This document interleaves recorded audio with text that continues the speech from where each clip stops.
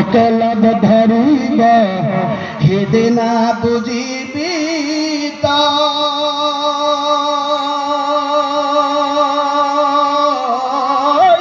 যাব হে লাগিব অকলে অকলে যাব হে লাগিব অকলে অকলে তার মানে একা একা চাই থাকিব রই রই হিদিনা বুঝিবি তই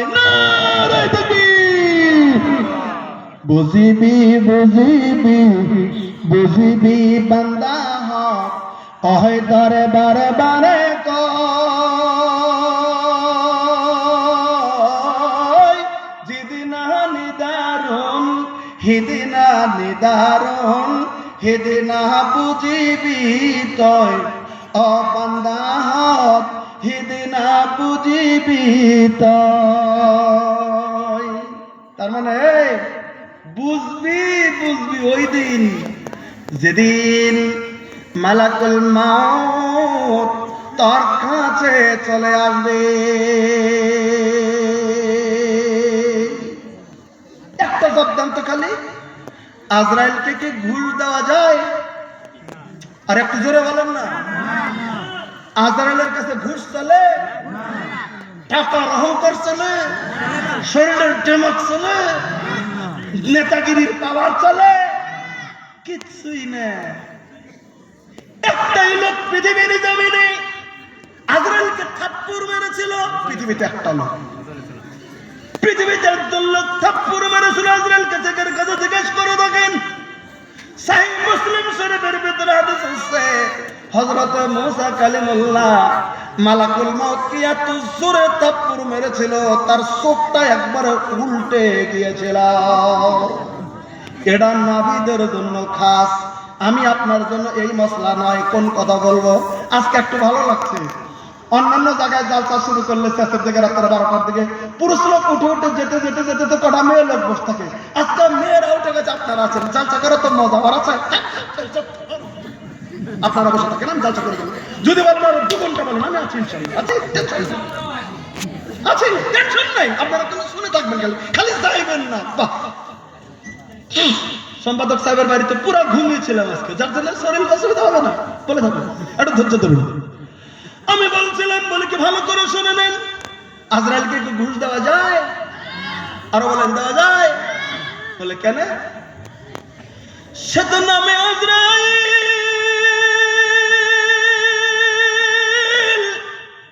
হুকুম পাওয়ার মাত্রে সেকেন্ডে হাজির, 1 সেকেন্ডে 500 মাত্মা করে নাই বাহির, বান্দা স্মরণ করলি না মরণেরই কথা, বান্দা স্মরণ করলি না।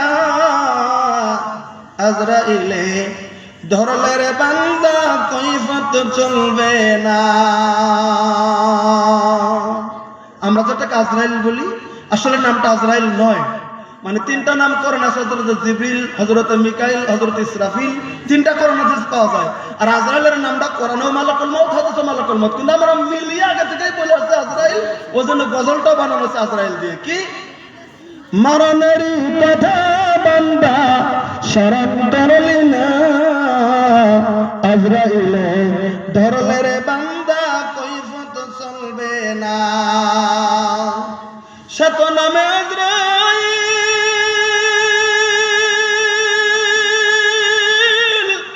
হুকুম পাওয়ার মাত্রে সে ওই সেকেন্ডে হাজির, 1 সেকেন্ডে 500 মাত্মা, 1 সেকেন্ডে 500 মাত্মা করে নাই বাহির, বান্দা স্মরণ করলি না মরণেরই কথা, বান্দা স্মরণ করলি না।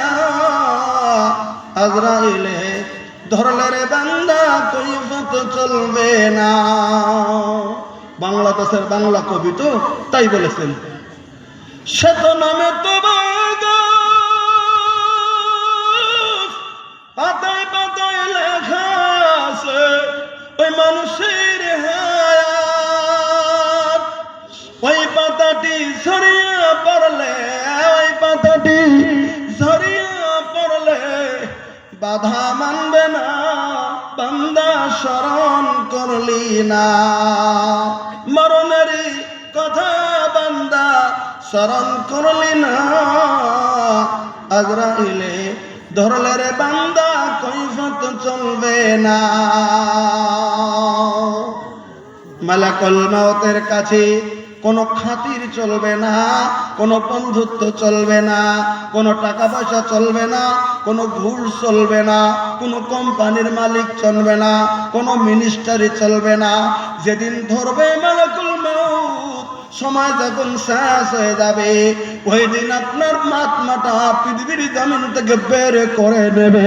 তবে দুই প্রকারে মানুষের আত্মা বের করা হয়, একটা ইমানদারের মানুষের আত্মা নেওয়ার প্রক্রিয়া, আর একটা বেঈমানের আত্মা নেওয়ার প্রক্রিয়া আলাদা আলাদা হয় বলে পবিত্র কোরআন হাদিস পৃথিবীর জমিনের ভিতরে প্রমাণ করেছে। এবার আসেন, আমি একটা কথা বলেছিলাম, বলে কি গরিব হয়েছি বলে কি আমল করতে পারি না, ওই কথাটা বলে আমি শেষের দিকে যাব। আমার ভাইরা, আমি বলছিলাম বনি সালিম বংশে থেকে একটা বৃদ্ধ লোক, খুবই গরিব মানুষ, কিছু নাই খাবারের, ওই কোন পুরোটা মদিনার মসজিদের সম্মুখে হাজির হয়ে গেছে। যখন হাজির হয়ে গেল, আল্লাহ নবী সাল্লাল্লাহু আলাইহি ওয়াসাল্লাম মসজিদে নববী থেকে খবর দিয়ে, হুজুর আপনার সঙ্গে একটা লোক দেখা করতে চলে এসেছে। এটা ঘটনাটা লিখেছিল বাংলাদেশ থেকে একটা পত্রিকা বের হয়, বাংলা পত্রিকা তাহারিক পত্রিকা। এই পত্রিকার মধ্যে ঘটনাটা লম্বা করে দিয়েছিল, আমি তার মধ্যে কি অংশ ঘটনাটা বলছি, শুনে নেন। এবার তখন লোকটা দাঁড়িয়ে আছে, তখন আল্লাহ রাব্বুল আলামিনের নবী মসজিদ নববী থেকে বের হয়ে গেলেন। বের হয়ে দেখেন একটা কোন বুড়ো, কোনো মতে খালি লজ্জাস্থানটা কোনো মতে কাপড় দিয়া ঢেকে আল্লাহর নবীজির কাছে উপস্থিত হয়ে গেছে। আর ঘটনাটা ছিল আসরের সময়ের সময়। কি বলেন আপনি? আল্লাহ নবী জিজ্ঞাসা করছেন, কি বলেন? বলে, হুজুর আপনি নাকি আখেরি নবী। নবী সাল্লাল্লাহু আলাইহি ওয়াসাল্লাম বলেন, হ্যাঁ আল্লাহ আমাকে নবী করেছেন।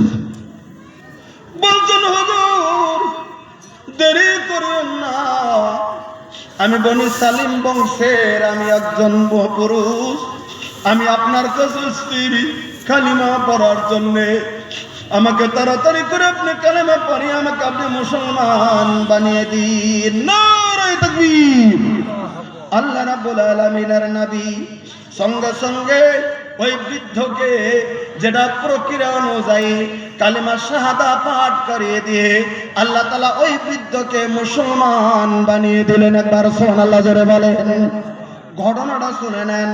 যখন মুসলমান বানিয়ে দেওয়া হলো, আল্লাহর নবী বৃদ্ধর দিকে নজর করে দেখলেন বৃদ্ধর গায়ে কোনো কাপড় নাই, বৃদ্ধটা শুধু লজ্জাস্থান ঢেকে চলে এসেছে।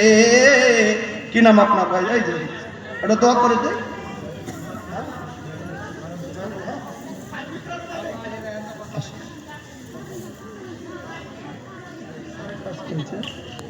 আর কিছু বাড়িয়ে দেবো? কেউ যাবেন না। এই যে দিল আপনার আল্লাহ, তুমি নেক মকসুদকে তুমি পূরণ করে দাও। আল্লাহ দুনিয়া আখিরাতে কামিয়াবি দাও। ৬০০০ টাকা নগদ দান করে দিল আল্লাহ। আল্লাহ তুমি দানকে কবুল করো, হাসরে ময়দানে তুমি জান্নাত করে দাও। আল্লাহ যে নিয়ত দিছ আল্লাহ তুমি নিয়ত পূরণ করো।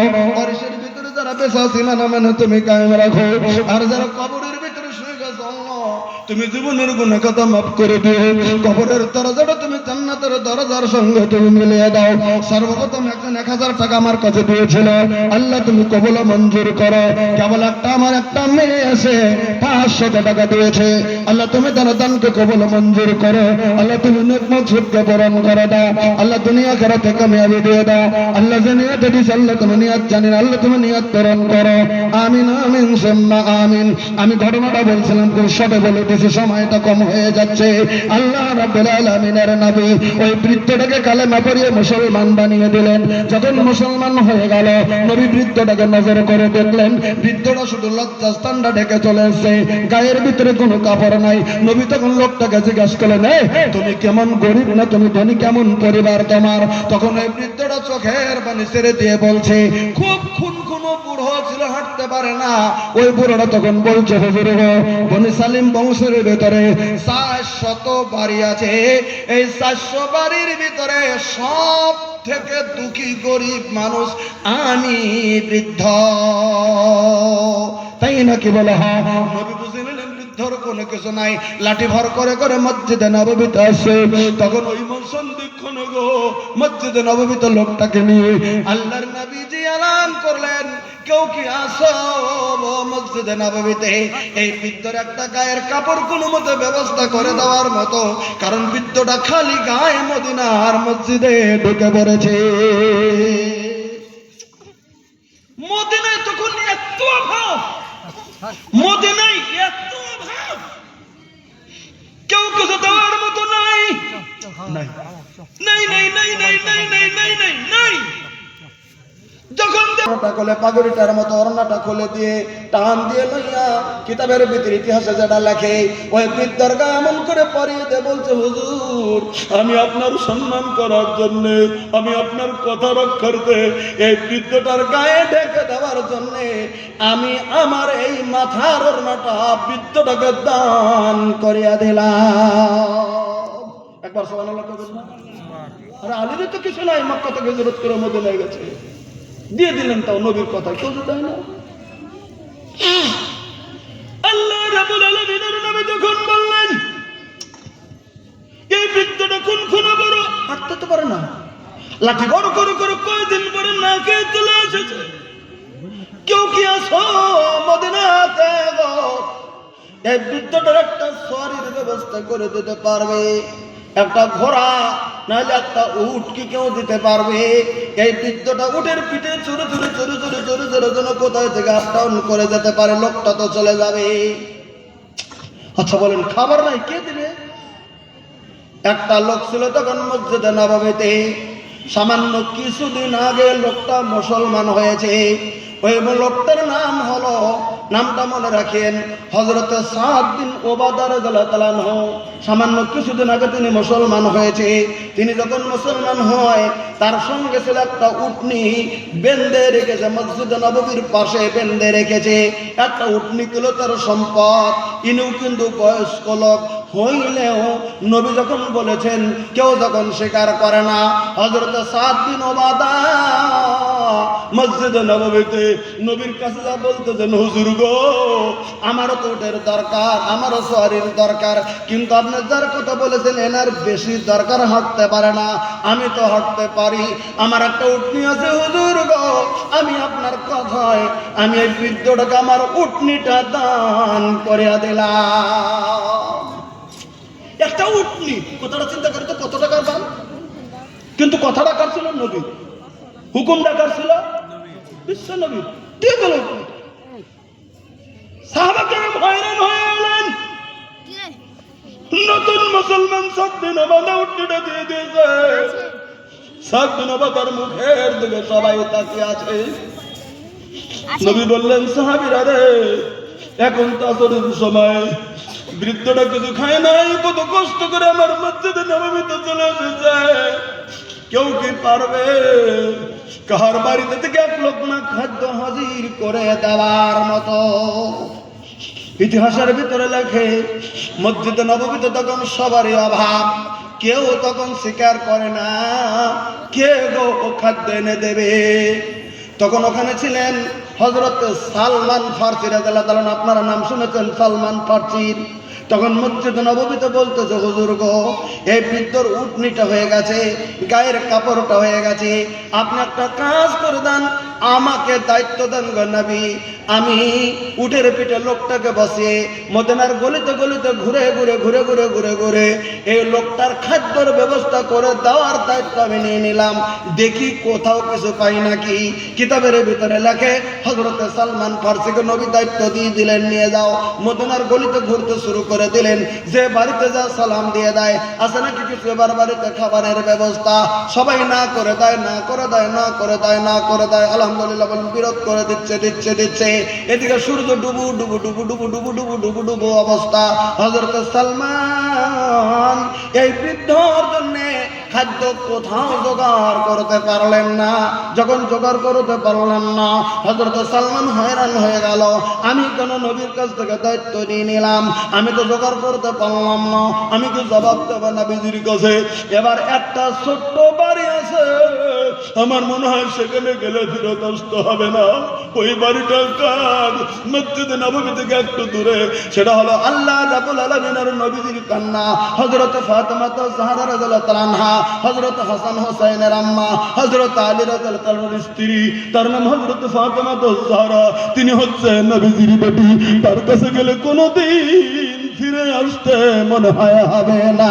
কিছু থাকলে অন্তত কিছু দিয়ে দেবে, এই ধারণা করে ওই বেলা ডোবার আগে আগে হযরত সালমান ফাতিমার বাড়িতে, তার বাড়ির দরজায় যা দাঁড়িয়ে গেলেন। দাঁড়িয়ে যাওয়ার পরে ফাতিমাকে সালাম দিয়ে দিয়েছেন। কিতাবের ভিতরে একটু বিস্তারিত লিখেছেন। প্রথম সালাম দিলেন, জবাবটা আসলো না। দ্বিতীয় সালাম দিলেন, জবাব আসলো না। তৃতীয় সালাম যখন দিলেন, তৃতীয় সালাম দোকান থেকে ফিরে আসবেন, কিন্তু তৃতীয় সালামের পরে ভিতর থেকে আস্তে করে বলতেছেন, কে রে আমাকে ফাতিমা মা বলে এমন করে ডাকতেছিস? তখন বলতেছেন, আমি আল্লাহ আপনার বাবার মেয়ে, আল্লাহর বাবা আপনার বাবার আমি সাহাবী হযরতে সালমান। এই সালমান, এই সন্ধ্যাবেলা তো তুই এরকম করে সালাম দিচ্ছিস ছোট ছোট আগে আগে, কি হয়েছে বাবার? কোন খবর আছে? হযরতে সালমান বললেন, ফাতিমা গো, খবর তো আছে ঠিক আছে, তবে আপনার আব্বা আমাকে যতবার আপনাকে কোনো খবর দেওয়ার জন্য পাঠিয়েছে, আপনাকে প্রথম সালাম দিয়েছি তখনই আপনি জবাব দিয়েছেন, আপনাকে দ্বিতীয়বার ডাকতে হয়নি। আপনি কি কোনো অসুবিধায় আছেন গো মা? আজকে দুবার সালাম দিলাম, জবাব দিলেন না, তৃতীয় সালামে কেন জবাব দিয়েছেন? হযরত ফাতেমা জাহরা ভিতর থেকে বলতেছেন, সালমান রে, তোর কাছে তো লুকিয়ে কোনো লাভ নাই, তোর কাছে মিথ্যা বলে লাভ নাই। তুই জানিস না রে সালমান, আজকে আমি এত অসুস্থ হয়ে আছি, আজকে কয়টা অক্ত পেরিয়ে গেছে, আমি সম্ভাব্য খিদের ভিতরে রয়েছি, আমি তেমন কোনো খাদ্য খেতে পারি নাই। আমার ছোট বাচ্চা হাসান হোসেনকে আমি এমন করে কষ্টের ভিতরে একটু রেখে দিয়েছি, যাত্রা চলছে, তবে আমি খাদ্য খেতে পারিনি বলে আমার শরীর অসুস্থ হয়ে গেছে, আমি বিছানায় শুয়ে আছি। তুই প্রথম ডাক দিলি, আমার কষ্ট হয় বলে জবাব দেই নাই। তুই দ্বিতীয় ডাক দিলি, কষ্ট হয় বলে জবাব দেই নাই। কিন্তু তুই যখন তৃতীয় ডাক দিলি, আমার মাথার ভিতরে একটা বুদ্ধি বেরিয়ে গেল, মনে হয় আমার বাবা কোনো অসুবিধা আছে নাকি, আমার বাবা মনে হয় পাঠিয়ে দিয়েছে, আমার বাবার কোনো খবর আছে নাকি। ওই জন্য আমি কষ্ট করে পরটাকে এবার তৃতীয়বারে আমি সালামের জবাবটা দিলাম, সালমান রে বল, আমার বাবাকে কোনো খবর পাঠিয়ে দিয়েছে? হযরত সালমান বলতেছেন, না না, আপনি থাকুন, আমরা চলে যাই। কিতাবের ভিতরে লাগে, ফাতেমা ভিতর থেকে জিজ্ঞাসা করছে, তুই কেন যাবি রে সালমান? তুই কেন এসেছিলি বল, কেন এসেছিলি বল, তুই না বলে যাস না। তখন হযরত সালমান বলতেছে, ওগো নবীর বেটি ফাতিমা, আজকে আসরের সময়ে একটা বনু সালেম বংশের বৃদ্ধ এই যে মুসলমান হয়ে গেছে, আপনার আব্বার হাতে কালিমা পড়ে থাকে, ব্যবস্থা হয়ে গেছে, এমন এমন এমন এক লোকমা খাদ্যের জন্য আপনার আব্বা পাঠিয়ে দিয়েছেন। আমি মদিনার গলিতে গলিতে গলিতে গলিতে গলিতে গলিতে ঘুরলাম, আমি কোথাও পাইনি, সর্বশেষ আপনার বাড়িতে এসেছিলাম। আপনার যে অবস্থা, হাসান হোসাইনকে দিতে পারেননি খাদ্য, আর আপনি কষ্ট করছেন, কাজে গতিকার কি আপনাকে বলবো, আমি চলে যাচ্ছি। তখন হযরত ফাতেমা জাহরা চোখের পানি ছেড়ে দিয়েছে, বলতে, সালমান দাঁড়া, তুই যাস না, সালমান তুই দাঁড়িয়ে যা, তুই যাস না, তুই যাস না, দাঁড়িয়ে যা, দাঁড়িয়ে যা।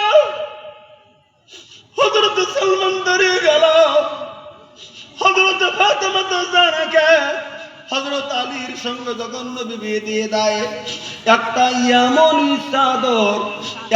ইয়ামনি চাদর আল্লাহর নবী ফাতেমাকে দান করেছিলেন বাবা হয়ে বেটির জন্য। ইয়ামনি চাদরটা হযরত ফাতেমা মধ্যে মধ্যে ব্যবহার করতেন, ওটা ভাঁজ করে ভিতরে রাখা ছিল।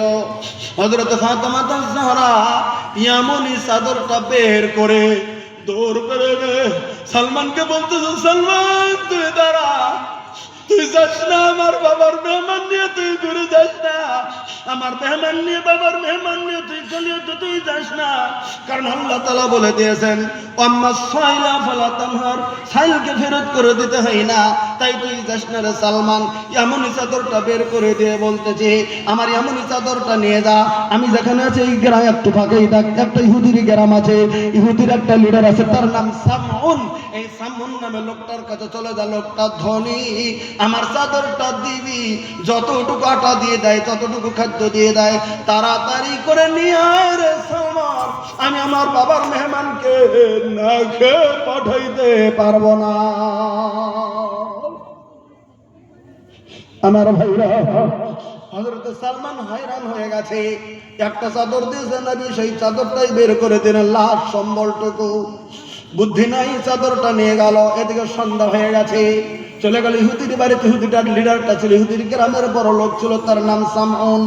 ওখানে যে দরজায় টক টক করতে শুরু করে দিল, হযরত সালমান দরজা খোলো, দরজা খোলো। লোকটা বের যায়, কে রে সন্ধ্যাবেলা দরজায় টোকাচ্ছিস? বলে আমি হযরত সালমান নবীর সাহাবী। সন্ধ্যায় কি বলছিস আবার, কেন আসছিস? কেন আসে নাই? এমন চাদরটা নিন। চাদর নেবো মানে কিসের চাদর? এই চাদর টেনে সামান্য আটা দেন, সামান্য কিছু দেন। কেন? এটা তো মেলা দামি চাদর। বলে দামি হোক গা, সামান্য আটা দেন। বলে কেন, কি হয়েছে, চাদরটা কার? তখন বলছে চাদরটা হচ্ছে নবীর বেটি ফাতিমা রাদিয়াল্লাহু তাআলা আনহা। বলে চাদরটা তুই কেন দিচ্ছিস? বলে এই ঘটনা, ফাতেমা কয়েকদিন থেকে না খেয়ে আছে, বাড়িতে খাবারের নাই, তাই নবীর মেহমানকে খালি বিদায় করে দেবে না বলে চাদরটা আপনার কাছে আমাকে পাঠিয়ে দিয়েছে, একটু খাদ্য দেন, নবীর মেহমানকে বিদায় দিয়ে দেবে। হযরত সামউন চাদর দেখে ফাতেমার কথা শুনে বড় বড় চোখ হয়ে গেছে। হায় রে হায়, আমি তাওরাতের কথা শুনেছিলাম, ইনজিলের কথা শুনেছিলাম, এরকম আখেরি নবী হবে, যারা মেহমান নওয়াজি হবে, তাদের কাছে বড় লোক ছিল, জ্ঞানী লোক ছিল, তাদের ধর্ম হিসাবে তারা পড়েছিল ইনজিলে বাইবেলে, এরকম পড়েছিল আখেরি নবী হবে, তারা মেহমান নওয়াজি খুব হবে, নিজে খাবে না পরকে দেবে, এটা পড়েছিল আগের শ্লোকে। এরা লেখাপড়া করছিল, শুনছিল বড় বড় পাদ্রীদের কাছে।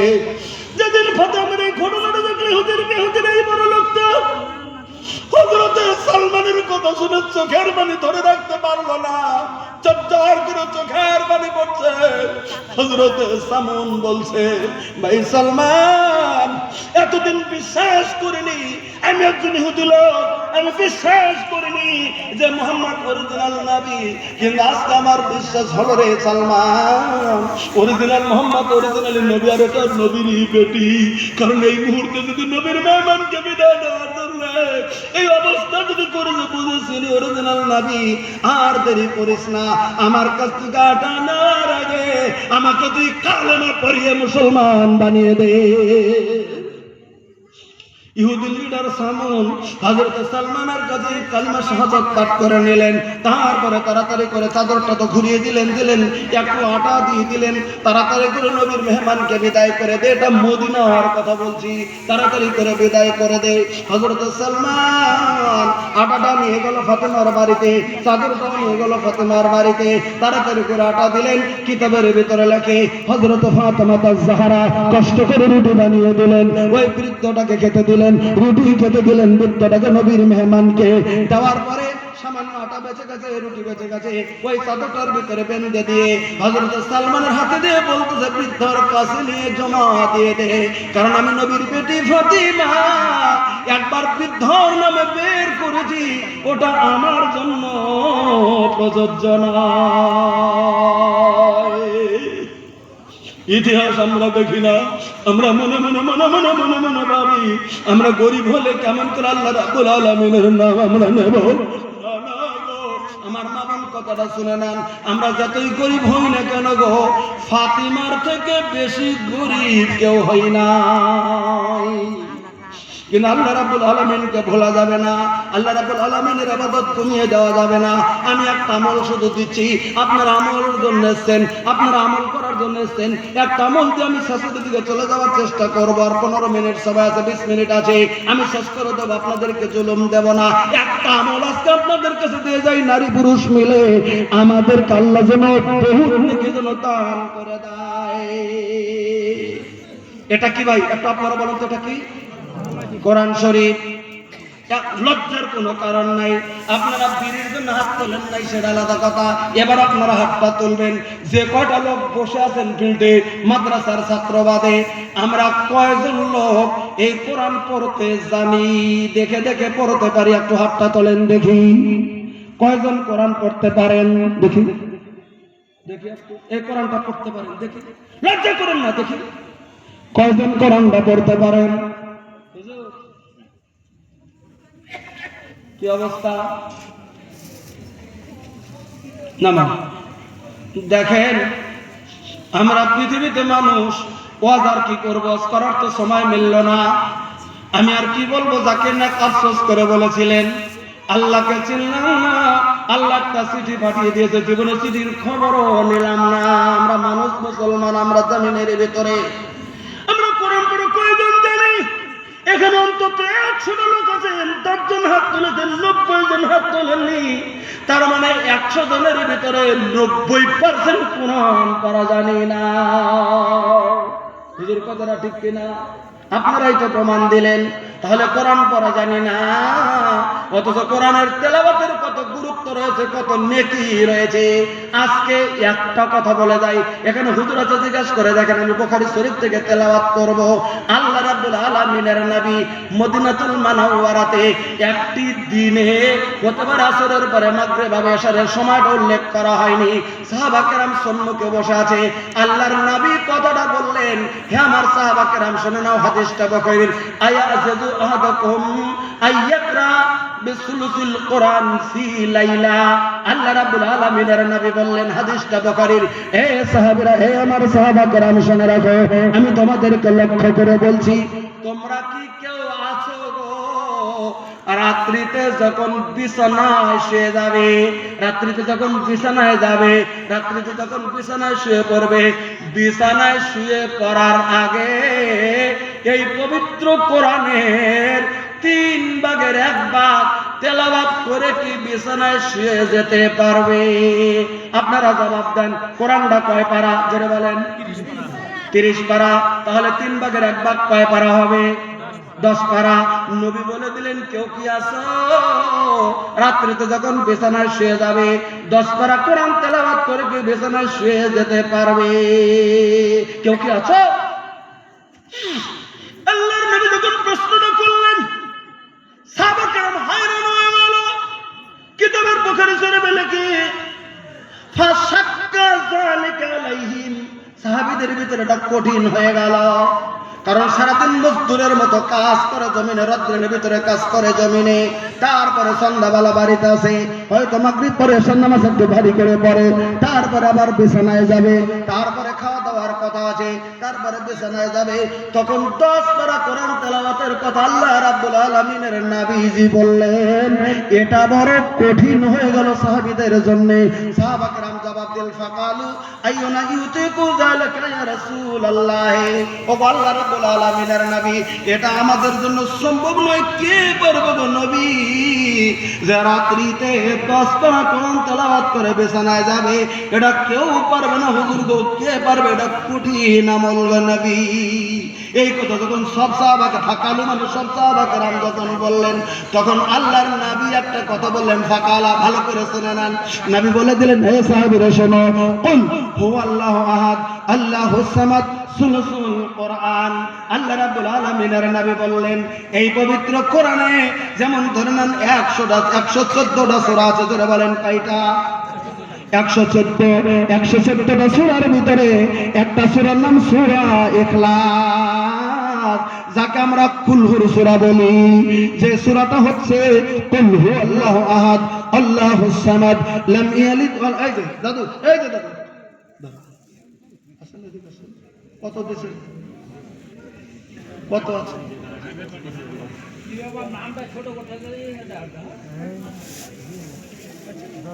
আমি জুলুম করি না আপনার ইসলাম তো বাড়িতে আমি কাউকে কোনোদিন জুলুম করি না এটা আমার অভ্যাস নয়